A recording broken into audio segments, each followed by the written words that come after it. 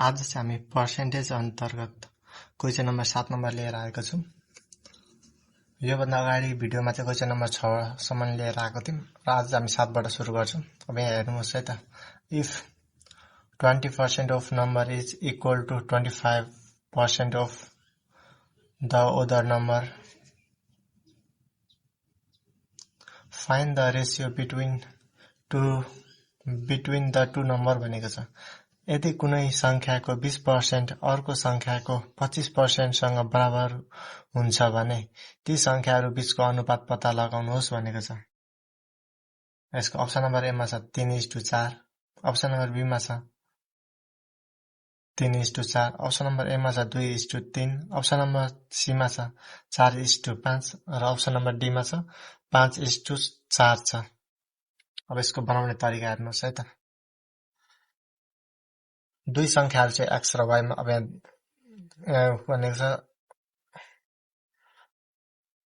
ती संख्याहरूको अनुपात पत्ता लगाउनुहोस् भनेको छ। अब ती संख्याहरू चाहिँ x र y मानौं।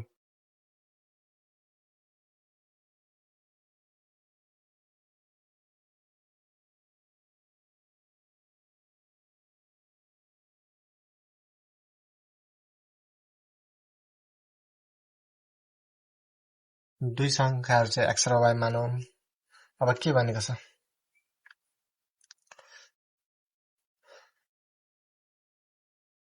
यदि कुनै संख्याको 20% अर्को संख्याको 25% भनेको छ।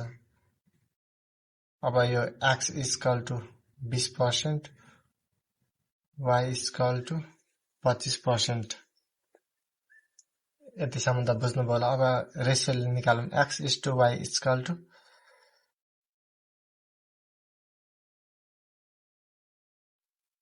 अब x को 20 लाई हामी 1/20 पनि गर्न सकिन्छ।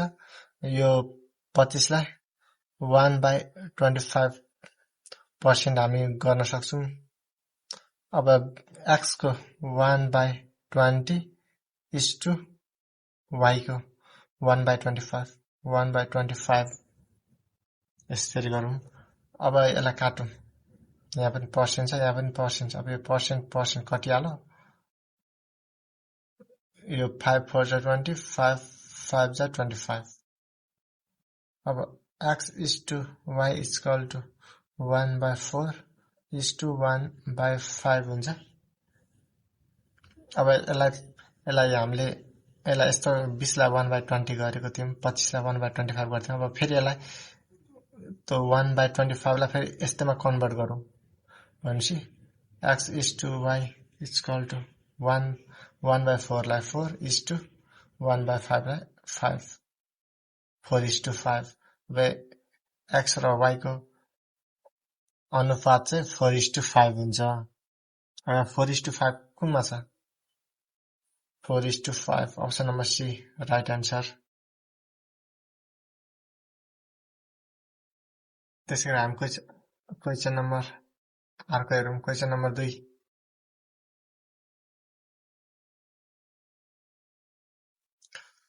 यहाँ हेर्नुहोस्। Ram's expenditure and saving are the ratio of 5:3. If his income increased by 12% and expenditure by 15%, then how much percentage do his saving increase भनेको छ। रामको खर्च र बचत 5:3 को अनुपातमा छन्। यदि उसको आम्दानी 12% र खर्च 15% ले वृद्धि हुने हो भने उसको बचत कति प्रतिशत वृद्धि हुन्छ?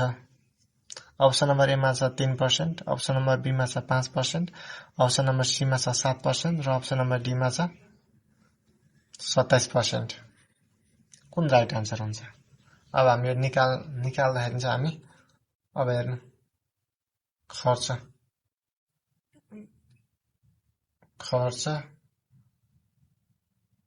प्लस बचत इक्वल टु आम्दानी। यो त हामीलाई थाहा छ। यदि कुनै पनि हामीले आम्दानी गर्यौं भने हामीले त आम्दानी गरेको पैसाको आधा बचत गर्छौं र आधा खर्च गर्छौं। आधा खर्च र आधा बचत गर्छौं भन्ने तपाईहरुलाई पनि थाहा छ। अनि यसको अब यस्तो गर्दाखेरि सुरुमा बनेको छ 5:3 को अनुपात रहेको छ भनेको छ खर्च 5 र बचत 3 अब यो 5-3 बचत गरेपछि जम्मा यसको आम्दानी इक्वल टु 8 भयो अब हेर यदि यतिमा चाहिँ यो हामीले प्लस गरे चाहिँ 8 भएको अब यतिमा चाहिँ अब यदि उसको आम्दानीको 12% र खर्च 15% ले वृद्धि हुन्छ भनेको छ अब आम्दानीमा 12% अब यहाँ के भनेको छ अनि खर्चमा 15% 12% वृद्धि हुन्छ भने उसको बचत कति हो x इक्वल टु वाट भनेको छ x को मा यो छ बचत निकाल्नु भन्छ हामी x मानौ x को मान निकाल्नु भनेको छ अब यो निकाल्दा हामी कसरी निकाल्ने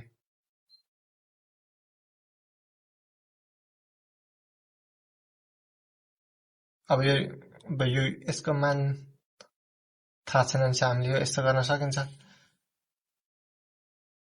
यो र यो इन्टु गरौँ अब फर्स्ट आम्दानी भनेको सबभन्दा ठुलो आम्दानी हुन्छ त्यसले आम्दानीबाट 8 × 12 माइनस अब यसमा यो घटाउँदा नि त बचत आउँछ आम्दानी हामीले खर्च घटायो भने त बचत आउँछ माइनस 5 × 15 बाई अब यो आम्दानीको यो र यो जोड्दिउँ यसमा यो घटाइदिउँ अब किनकि हामीले बचत निकाल्नु परेको छ 8 माइनस 5 अब हिसाब गर्नु 8 × 12 गर्दाखेरि 96 माइनस 15 × 5 75 बाई 8 मा 5 गर्दाखेरि 3 अब यो 96 मा 75 घटाउँदाखेरि 21 बाई 3 अब काट्दिउँ 7 ले 7 अब यो बचत भनेको 7% हुन्छ अब यहाँ 7% के हुन्छ अप्सन नम्बर सी मा राइट अब हामीले यो कतिले बुझ्नु भएन यो कसरी गरेको भनेपछि अब यो बचतको निकाल्नु छ भने अब हेर्नु यहाँ म यो खर्च प्लस बचत इक्वल आम्दानी भनेको छौं अब हामीले यो बचतको निकाल्नु भनेको छ भने अब यो बचत जस्ट यता राख्दाखेरि अब आम्दानी माइनस खर्च हुन्छ नि बचत यता हामीले यो यसलाई यता गर्दा नि प्लस यता जाँदा नि माइनस भएको अनि हाम्रो सेम यस्तै हो यो यसरी नै गरेको तपाईले बुझ्नु भयो होला अब हामी यसको अर्को क्वेशन हेरौँ एक्जाम टाइपको अब यो हेर्नुस् if A salary is 25% more than B salary then B salary is how much less than A salary भनेको छ यदि A को तलब B को भन्दा 25% ले बढी छ भने B को तलब A को भन्दा कतिले कमी छ भनेको छ अप्सन नम्बर A मा छ 20% B मा छ 24 C मा छ 25 र D मा छ 33/1/3%। अब हामीले एउटा याद गर्नु जहिले पनि भन्दा जसको भन्दा छ नि त्यसलाई 100 मान्नु पर्दछ यो चाहिँ जहिले पनि जसको भन्दा हुन्छ त्यसलाई 100 मान्ने अब यहाँ कसको भन्दा भनेको छ यदि A को तलब B को भन्दा भनेको छ अब B को भन्दा हो भनेपछि B = 100 जहिले पनि जसको भन्दा भनेको छ त्यसलाई 100 मान्नु पर्छ जहिले पनि यो अब B = 100 भयो भनेपछि अब B = 100 भयो भने A को तलब B को भन्दा 25% ले वृद्धि छ 25% ले बढी छ भनेपछि अब त A को तलब कति हुन्छ B को भन्दा 25% ले बढी छ भनौं भन्दा भने जसको पनि भन्दा भन्छ त्यसलाई 100 मान्ने। अब 25% ले बढी भन्यो भने 100 प्लस 25 गर्ने इक्वल टु 125। अब 25 ले कमी भनेको भए 100 माइनस 25 गर्दाखेरि यहाँ 75 हुन्थ्यो, यहाँ चाहिँ बढी भनेको कारणले प्लस गर्ने 125 भयो। अब यो कतिले कमी छ भनेको छ, अब पर्सेन्ट निकाल्दाखेरि चाहिँ a माइनस b वा यहाँ चाहिँ ठुलो संख्याबाट सानो संख्या घट्छ, यसमा चाहिँ यो ठुलो छ त्यसैले ठुलोबाट सानो घट्छ। अनि यहाँ उतो कसको निकाल्नु भनेको छ, a को निकाल्नु भनेको छ। b को तलब a को भन्दा कतिले भनेको छ नि, अब a को भनेको छ त्यसैले a लेख्ने, a को भन्दा निकाल्नु भनेको छ यहाँ a लेख्ने इन्टु 100। वा तपाईँ यो यहाँ यो a को लेख्ने कि b को लेख्ने भन्दा तपाईँलाई थाहा भएन भने नि यहाँ नजिक जहिले पनि यहाँ हेर्न सक्नुहुन्छ कतिले कमी भनेको छ। जहिले पनि यो यहाँ नजिक लास्टमा कमी उतो कतिले कमी भनेको छ भने कमी भनेको कम हो। जहिले पनि कम निकाल्नु भनेको छ भने बढी संख्या तल बढी संख्या राख्ने, बढी संख्या राख्ने। कतिले कम, अब यहाँ बढी यहाँ उतो कतिले बढी छ भनेको भए बढी छ भनेको भए यो दुईटामा जहिले पनि सानो संख्या राख्ने, सानो संख्या राख्ने। कम भन्नु भने ठुलो संख्या राख्ने यो दुईटामा।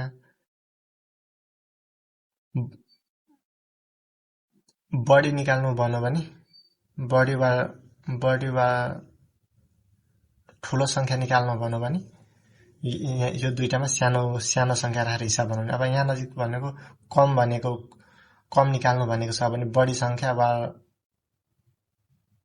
ठुलो संख्याको मान राख्ने। अब यो दुईटामा ठुलो कुन छ 125, त्यसले हामी 125 राखे, यहाँ 1 राखेको।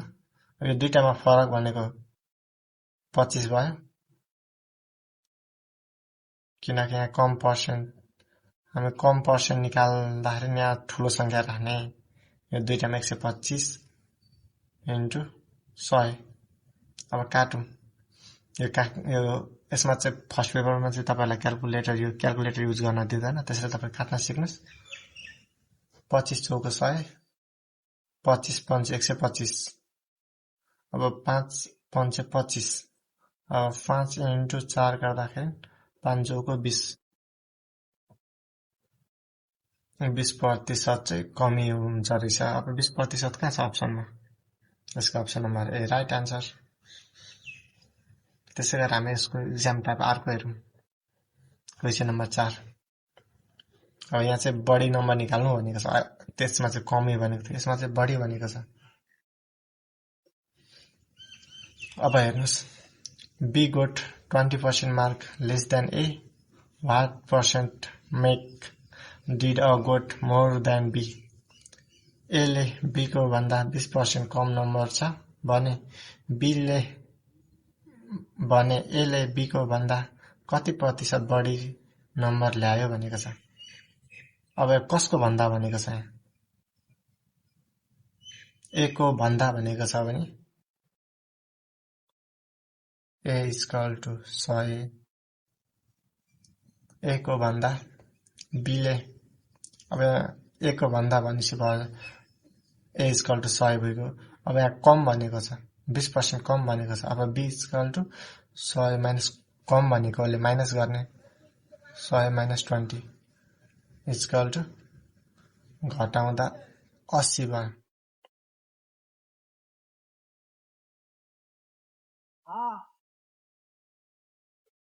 अब यहाँ नजिक प्रतिशत भनेको छ। अब यो प्रतिशत इक्वल टु यो दुईटाको फरक लेखौँ माथि, 100 माइनस 80 इक्वल टु 20। जहिले पनि यहाँ ठुलोबाट सानो घट्छ, योबाट यो घट्ने होइन, ठुलोबाट सानो घट्ने माइनस हुँदैन, यो 20 हुन्छ, ठुलोबाट सानो घटाउने अब यहाँ त कतिले बढी भनेको छ। अब यो बढी छ भने हामी कम संख्याको मान राख्ने तल। अब बढी छ भने यो दुईटामा कम कुन छ? 80 छ। तल 80 इन्टु 100। अब काट्दिउँ, एउटा 0 काटौँ।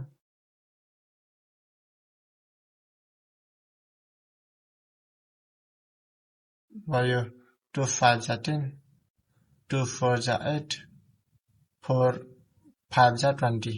अब 5 into 5 equal to 5 into 5 equal to 25%। अब यसको 25% कहाँ छ? राइट, 25%। अप्सन नम्बर ए मा राइट छ। त्यसै गरी हामी यसको अर्को नम्बर क्वेसन हेरौँ। क्वेसन नम्बर 5 मा हेरौँ। 18% of which number is equal to 12% of 75?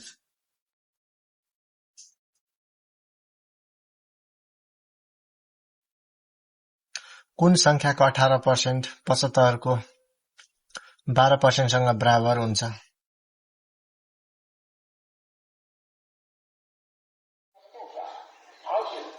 Option number ए मा छ 50, बी मा छ 100, सी मा छ 2, अप्सन नम्बर डी मा छ 3/2%। अब यो कुन यहाँ भनिन्छ कुन संख्याको 18% 75% को 12% सँग बराबर हुन्छ? कुन संख्या हुन्छ? अब नयाँ संख्या इक्वल टु x मानौ। नयाँ संख्या इक्वल टु x मानौ। अब कुन संख्याको 18% हुन्छ? अब x को 18% 75 को 12% सँग बराबर हुन्छ इक्वल टु 75 को 12% भनेको छ। यस्तै गर्ने। अब x इन्टु 18% लाई पर्सेन्ट हटाउँदा इन्टु डिभाइड 100 हो इक्वल टु 75 इन्टु, अब यहाँ पनि पर्सेन्ट हटाउँ, 12/100 भयो।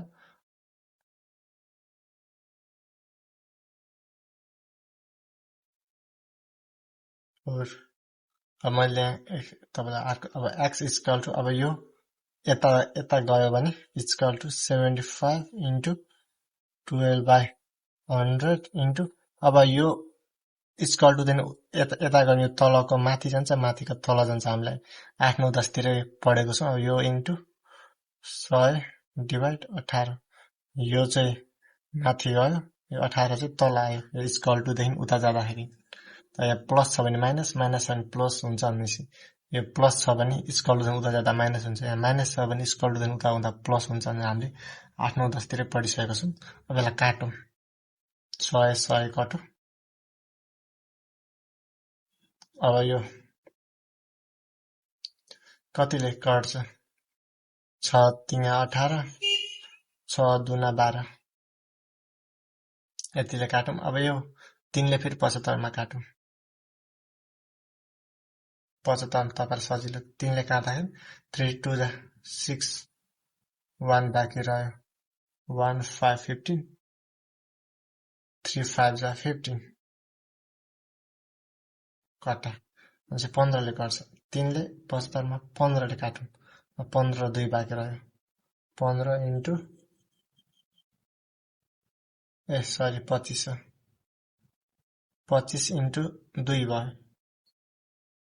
अब 25 इन्टु 2 गर्दाखेरि 50, 25 2 जा 50।